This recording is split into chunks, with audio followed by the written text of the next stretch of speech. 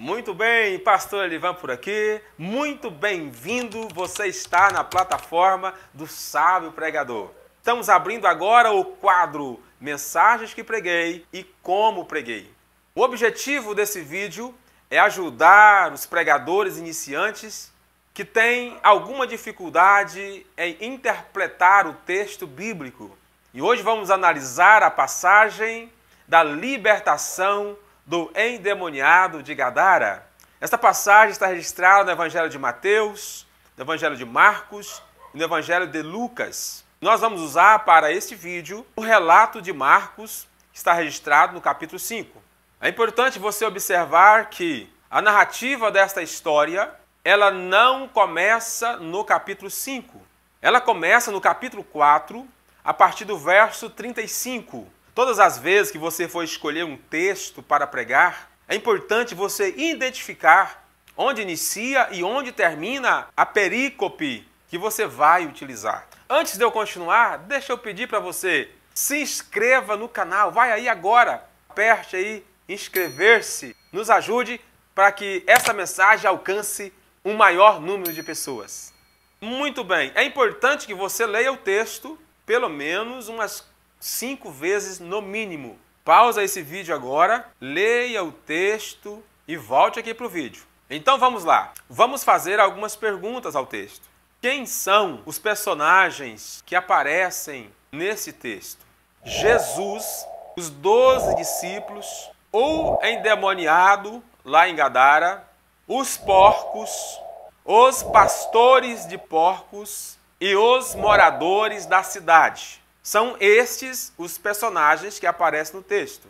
É importante você observar cada um desses personagens e quais são as participações de cada um na narrativa. Onde acontece esta narrativa? Qual região geográfica? A história acontece às margens do Mar da Galileia e no percurso da travessia do Mar da Galileia, pois Gadara estava na outra margem. Qual o objetivo da travessia? No verso 35 do capítulo 4, Jesus diz: passemos para o outro lado. E o primeiro verso do capítulo 5 diz: chegaram ao outro lado. Entre o verso 35 do capítulo 4 e o primeiro verso do capítulo 5, acontece uma violenta tempestade, de modo que a embarcação em que Jesus e os discípulos estavam quase afundava. As ondas eram muito fortes, um grande temporal assolava a embarcação, enquanto Jesus descansava na popa do barco. O que nós vemos aqui que você pode usar já para fazer uma aplicação? Você pode focar na tempestade como sendo uma resistência, ok?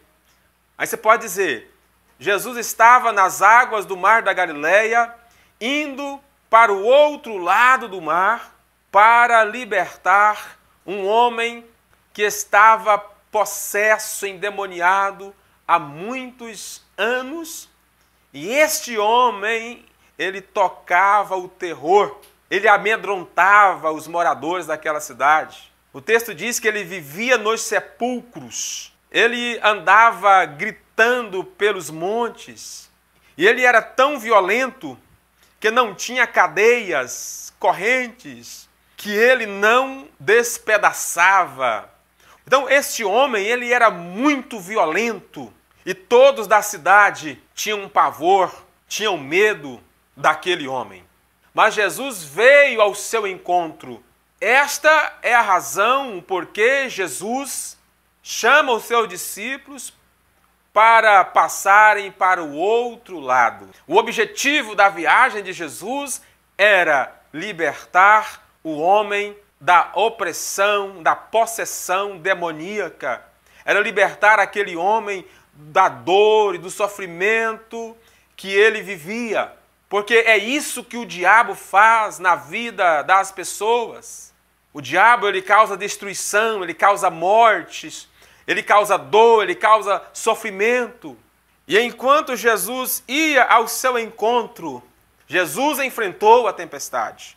Nesse ponto, enquanto você está pregando, você pode aplicar esse texto desta maneira, dizendo que todo aquele que se dispõe a fazer a obra de Deus vai encontrar resistência. Foi o que aconteceu enquanto Jesus e os seus discípulos iam para o outro lado. Todos aqueles que se dispõem a fazer a obra de Deus encontram resistência. Você usa esse momento para fortalecer a fé dos irmãos que se dispõem a fazer a obra de Deus e pensa que vai ser fácil, mas não vai. Todo aquele que se dispõe a fazer a obra de Deus vai encontrar resistência. Jesus passou por isso. Fazer a obra de Deus nunca foi fácil. Mas a Bíblia diz, em 1 Coríntios 15, 58, portanto, meus amados irmãos, sedes firmes e constantes, sempre abundantes na obra do Senhor, sabendo que o vosso trabalho não é vão no Senhor. Mesmo com problema, mesmo com adversidade, nós temos a garantia de que a chegada do outro lado é certa. O texto diz, e chegaram do outro lado. Vai ter problema? Vai ter problema. Vai ter resistência? Vai sim ter resistência. Mas temos a segurança de que haveremos de chegar do outro lado. E quando eles chegam do outro lado, já na província dos Gadarenos, veio ao seu encontro o endemoniado. Veio gritando e caiu aos pés de Jesus e o adorou. E clamando com grande voz disse, o que tenho eu contigo, Jesus, Filho do Altíssimo? Conjuro-te que não me atormente antes do tempo. E eles gritavam essas palavras e Jesus dizia, sai deste homem, espírito imundo.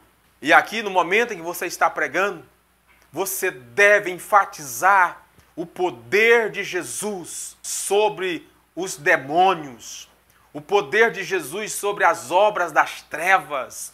Jesus veio para dar vida e vida em abundância. Jesus veio para libertar o homem das garras de Satanás. Verso 9, Jesus pergunta, qual é o teu nome? E ele responde, Legião, porque somos muitos. Uma legião de soldados romanos eram 6.000 soldados. O verso 10 diz, e rogava-lhe muito para que não os enviasse para fora daquela província. Bom, não sabemos o porquê, aqueles demônios não queriam sair daquela província. Talvez fosse demônios territoriais, como a Bíblia diz em Efésios no capítulo 6. Mas isso não é relevante no momento para esta palavra, que o objetivo aqui é enfatizar o poder de Jesus sobre os demônios. E por ali tinha uma manada de porcos pastando, diz o texto. E o demônio pediu para que entrasse naqueles porcos. E eu também não sei por que Jesus permitiu. E eles foram e entraram nos porcos, e os porcos se precipitaram no despenhadeiro e caíram no mar e se afogaram todos. Os porcos representam a economia daquela cidade. Eles criavam porcos possivelmente para abater e vender a carne no açougue. Lembrando que os judeus não comem carne de porcos. O porco é um animal imundo para os judeus, mas não para os romanos. Do outro lado do mar da Galileia era um território romano. E ali sim, eles criavam porcos, comiam porcos, vendiam porcos. Esses porcos representavam a economia daqueles moradores daquela cidade. E o verso 14 diz, e os que apacentavam os porcos fugiram e anunciaram na cidade e nos campos, e todos vieram a ver o que tinha acontecido. E quando eles chegaram, eles viram o homem que outrora era possesso, endemoniado, agora são e em perfeito juízo ao lado de Jesus. E quando eles souberam de tudo que havia acontecido e como aconteceu, eles ficaram indignados e expulsaram Jesus da sua cidade. O que Jesus fez de errado? Qual mal ele cometeu? Ele foi lá para fazer o bem, ele foi lá para libertar um endemoniado que causava problema naquela cidade, tocava o terror naquela cidade. E agora o homem está são, em perfeito juízo, ao lado de Jesus, e eles expulsam Jesus da sua cidade. Por quê? Essa é a pergunta que temos que fazer nesse momento. Porque o coração deles estava cheio de trevas, o coração deles estava focado no materialismo. Eles pensaram, foi no prejuízo, na perca dos porcos, ao invés de valorizar o que Jesus fez na vida de um ser humano, na vida de um homem. Aí aqui você pode fazer uma bela aplicação falando do valor que devemos dar às coisas espirituais, o valor que devemos dar à obra de Deus, o valor que devemos dar ao ser humano acima de tudo e não a bens materiais. Os bens materiais são importantes, mas a vida humana está acima de tudo. E agora aquele homem que há poucos instantes era um endemoniado, que causava terror na sociedade, agora está em perfeito juízo ao lado de Jesus. E agora ele quer seguir a Jesus, ele pede a Jesus para ir também com ele. Mas Jesus nos ensina aqui algo fantástico. Jesus disse a ele, olha, volta para a tua casa, vai para os teus, para a sua família, e anuncia a eles como Deus teve misericórdia de ti. Oh, aleluia! Que maravilha! Aqui nós chegamos no momento áureo da sua pregação. Aqui você pode fazer uma aplicação. Enquanto muitas pessoas querem seguidores para si mesmos, Jesus aqui ele nos dá um exemplo e diz, vai para a tua família, vai para os teus e anuncia e conta-lhes e testemunha a eles como Deus teve misericórdia de ti. E o verso 20, o último verso desse texto diz que ele foi e começou a anunciar por Decápolis. Decápolis significa simplesmente uma província de 10 cidades. Decápolis, 10 cidades, certo? E ele se foi, começando por Decápolis, a anunciar quão grandes coisas Jesus lhe fez. E todos se maravilharam. Oh, aleluia! Aqui agora você pode fazer uma aplicação geral, caminhando já para uma conclusão. Este homem, ele representa todos nós. A Bíblia diz que todos pecaram e destituídos foram da glória de Deus. A Bíblia diz que nós estávamos mortos em nossos delitos e pecados. Todos nós andávamos em trevas, mas Jesus veio, enfrentou resistência, enfrentou adversidade, enfrentou a cruz, deu a sua própria vida, derramou o seu sangue inocente no Calvário, para que o Evangelho chegasse até do outro lado e alcançasse a todos nós. E hoje nós somos alcançados pelo amor e pela graça de Deus em Jesus Cristo, o nosso Salvador.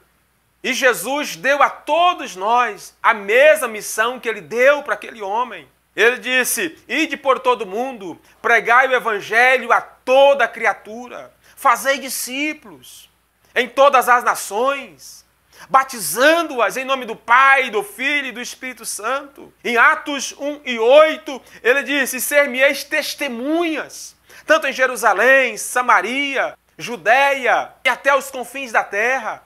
Esta é a nossa missão hoje, é levar o Evangelho de Jesus Cristo e testemunhar como Deus teve misericórdia de nós e quão grandes maravilhas Ele fez em nossas vidas.